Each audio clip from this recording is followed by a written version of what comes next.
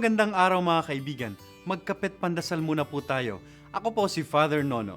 Mga kaibigan, nauso po nitong mga nakaraang linggo yung mga long weekends o long holidays dito sa ating bansa. Ang sarap! Pero alam niyo po ba na may kakaibang holiday o bakasyon sa China?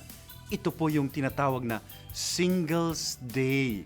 At tama kayo, sa pamagat pa lang, ito ay araw para sa mga binata at dalaga, sa mga wala pang asawa.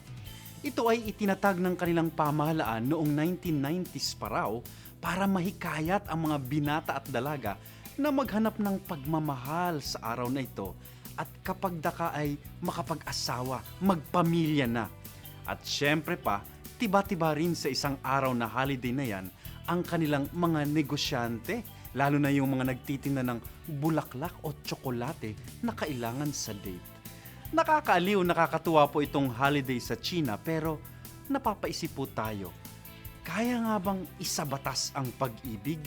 Dapat nga bang gawing programa ng pamahalaan ang pagmamahala ng mga tao?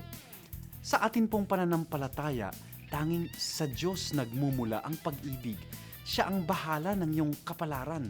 Sa Biblia, ang mga binata at dalaga ay nagdadasal sa Diyos para sa kanilang makakapareha sa buhay.